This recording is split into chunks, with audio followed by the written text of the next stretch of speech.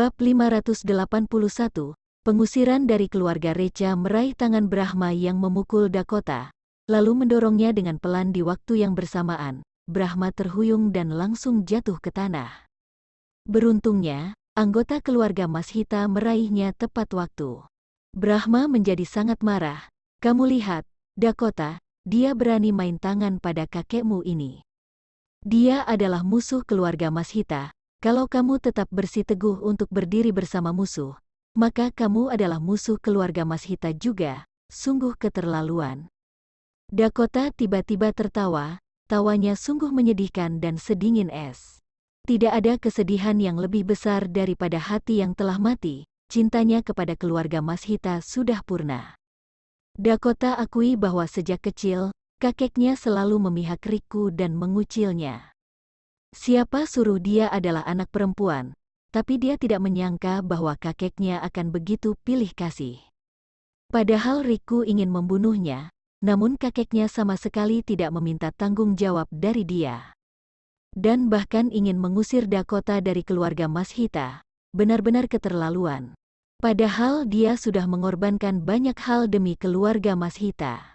Dan di momen yang penting, justru Recha yang selalu menjadi sasarannya, yang membantunya. Sudah tidak masalah baginya untuk tidak tetap tinggal di sini lagi. Dakota menghela napas, lalu berbalik badan dan pergi. Aku capek, jangan biarkan orang datang ganggu aku, Recha. Brahma menjadi sangat marah. Dakota, kamu benar-benar buta, kamu adalah penghinaan bagi keluarga ini. Mulai hari ini, kamu bukan bagian dari keluarga Mashita lagi. Akan kuberikan kamu kesempatan terakhir. Jika kamu mau berlutut dan meminta maaf kepada kami, ini masih belum terlambat. Recha mencibir, kalian akan kuberikan kesempatan terakhir juga. Gabunglah dengan Tomota Group. Aku bisa lindungi keluarga kalian dari ambang kehancuran. Keluar teriak Brahma, sudah mau mati saja masih banyak omong kosong, memalukan. Tunggu saja. Jericho akan segera hancurkan Tomota Group kan. Kuberikan kalian semua roti ketika sedang ngemis di depan pintu keluarga Mashita. Ayo pergi, Brahma memimpin yang lain untuk pergi dari sana. Recha tertawa tak berdaya, orang tua yang keras kepala seperti inilah, yang cepat atau lambat akan habiskan seluruh hartanya. Rahel, ada tugas untukmu, awasi orang-orang ini, kelarin sebelum malam ini. Rahel mengangguk, tenang, akan kuselesaikan. Oh ya, dengar-dengar Tomota Group lagi ada masalah. Recha menghiburnya, Rahel, hal kecil ini sama sekali bukan masalah bagiku. Kamu tidak perlu khawatir deh. Rahel tertawa, boleh beritahu aku kalau kamu ini sekarang sehebat apa sih? Recha menjawab, satu untuk semuanya. Rahel terkejut dan menutup mulutnya. Kamu gak bohong. Kan? Recha sok misterius, jika kamu mau percaya. Setelah Zeus kembali ke Tomota Group, Dakota juga sudah kembali. Ditambah dengan dua tetua, Tokia dan Katie, keempat wanita itu bekerja sama untuk menyelamatkan Tomota Group. Mereka segera mengambil serangkaian tindakan mendesak, seperti merampingkan Tomota Group, mengurangi biaya dan yang lain-lain. Sekarang kondisi Tomota Group, yang awalnya sangat kritis dan akan runtuh kapan saja, akhirnya menjadi stabil kembali. Tentu saja, ini hanya untuk sementara waktu saja, tidak ada yang tahu bahwa mereka akan bertahan berapa lama. Mereka bahkan tidak berani mikir untuk masuk ke dalam pasaran. Tokia terus mengalami kesulitan makan dan tidur selama beberapa hari ini. Kerja kerasnya selama hampir 1 tahun ini, mungkin akan segera hancur. Dia ingin menangis ketika memikirkan hal ini. Tentu saja, masalah kecil ini akan selesai apabila Recha bersedia untuk membantu mereka. Namun, Recha tidak membantunya, karena keempat wanita ini membutuhkan pengalaman. Mereka baru bisa bertumbuh jika sudah menghadapi berbagai terpaan badai. Hari ini, Tokia meminta Katie, Dakota dan Zeus ke sini. Sulit bagi perusahaan untuk melewati masalah kali ini. Satu-satunya jalan keluar kami adalah dengan korbankan beberapa hal penting agar perusahaan ini bisa bertahan, jadi kami harus lepaskan sebagian besar properti untuk bisa pertahankan perusahaan. Ini adalah upaya terakhir mereka, namun Tokia tidak ingin melakukannya.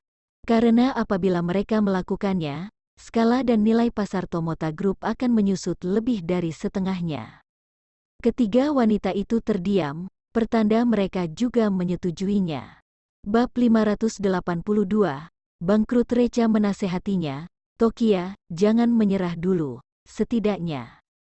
Tunggu sampai acara pembukaannya, mana tahu ada perubahan kan? Beberapa wanita itu menggelengkan kepala.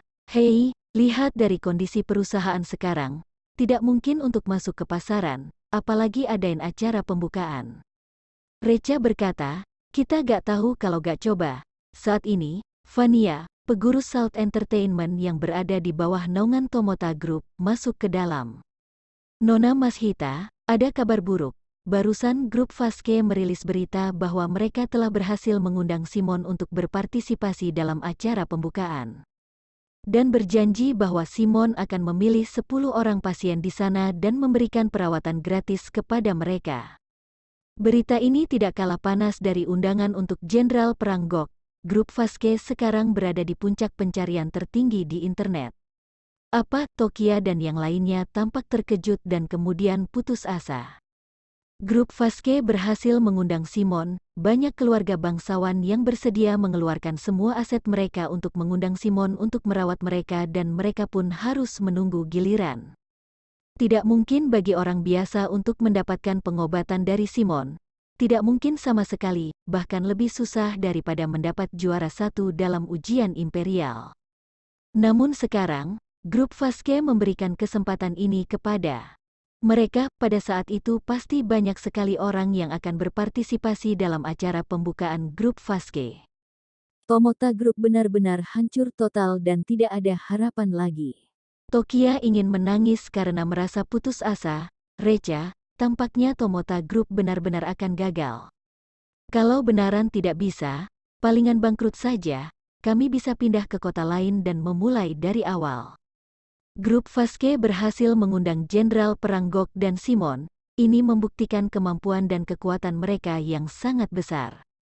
Tomota Group tidak akan bisa bertahan lagi karena sudah menjadi target mereka. Reka menepuk bahu Tokia dan menoleh ke arah Vania dan berkata, Nona Wilona, tolong riliskan berita bahwa Jenderal Perang Gok dan Simon akan menghadiri upacara pembukaan Tomota Group. Beberapa wanita ini menjadi bingung. Apa yang sedang Reca rencanakan? Vania tampak ragu. Tuan Valkyrie, sepertinya tidak bagus untuk rilis berita palsu. Itu akan mempengaruhi reputasi Salt Entertainment. Dan itu akan berdampak buruk pada reputasi Tomota Group juga. Reca berkata, lakukan saja apa yang aku katakan. Vania tidak punya pilihan lain selain menyetujuinya. Oke, akan kulakukan. Tokia dan yang lainnya terus menghela napas. Mereka bisa menebak bahwa Reca ingin memanfaatkan popularitas Jenderal Perang Gok dan Simon untuk meningkatkan kesadaran publik terhadap upacara pembukaan Tomota Group. Tapi apa gunanya terus tingkatkan kesadaran publik? Karena selain tidak dapat mengubah kondisi perusahaan, itu juga akan menjerumuskan perusahaan ke dalam krisis kepercayaan. Ya sudahlah. Mereka juga sudah siap dinyatakan bangkrut, dia mau ngapain ya lakukan saja. Reca meninggalkan kantor lalu menghubungi Simon, aku dengar kamu akan hadiri upacara pembukaan grup Vasque? Simon menjawab, kamu sudah dengar juga. Mereka memang benar mengundangku, bahkan berjanji untuk memberiku Redboot. Aku sangat butuh Redboot sekarang, untuk ciptain obat, jadi aku menyetujuinya. Reca berkata, grup Vasque dan aku adalah musuh bebuyutan. Simon tiba-tiba menjadi gugup. Maaf, Tuan Valkyrie, aku tidak tahu tentang ini. Aku tahu apa yang harus aku lakukan selanjutnya. Reca berkata, ya. Setelah menutup telepon, Reca menjadi penuh penyesalan. Dia tidak menyangka Redboot sangat berharga sekarang, bahkan Simon yang sangat terkenal juga harus membungkukkan badannya demi itu. Tanpa dia sadari, ladang obat yang dia temukan beberapa waktu yang lalu dirancor penuh dengan Redboot. Itu bahkan dijadikan makanan kepada babi oleh penduduk desa. Simon pasti akan merasa sakit hati jika dia mengetahui hal ini. Bab 583 bertarung secara resmi Festival Perahu Naga. Hari ini ditakdirkan menjadi hari yang tidak biasa bagi kota Geffen, dan bahkan bagi seluruh masyarakat di Provinsi Omada. Dua tokoh besar, Jenderal Perang Gok dan Simon, berhasil diundang ke acara pembukaan grup Vaske. Hari ini, mereka semua bisa bertemu dengan Jenderal Perang Gok. Bahkan memiliki kesempatan untuk mendapatkan pengobatan gratis. Dari Simon, di pagi hari, tidak terlihat satupun orang di setiap gang di kota Geffen, karena semua orang telah mengerumuni grup Vaske. Lalu lintas di sekitarnya juga menjadi tidak berfungsi untuk sementara waktu. Wartawan yang tidak terhitung jumlahnya juga datang lebih awal untuk mengambil foto Jenderal Perang Gok. Grup Vaske bahkan mengundang 4 atau 5 grup seni untuk tampil secara bersamaan. Gong, drum dan petasan grup Vaske dibunyikan bersamaan dan menjadi pusat perhatian semua orang, karena hal ini tidak pernah terjadi sebelumnya. Tomota Group dan grup Vaske hanya dipisahkan oleh alun-alun kota saja. Namun pemandangannya benar-benar sangat berbeda, seperti langit dan bumi. Di depan pintu Tomota Group hanya ada beberapa ekor kucing saja. Kondisi di sana terlihat sangat sepi dan dingin. Tokia turun tangan untuk menerima tamu, namun itu pun tidak berpengaruh banyak, karena selain Petrus, tidak ada lagi tamu yang memiliki pengaruh besar di sana.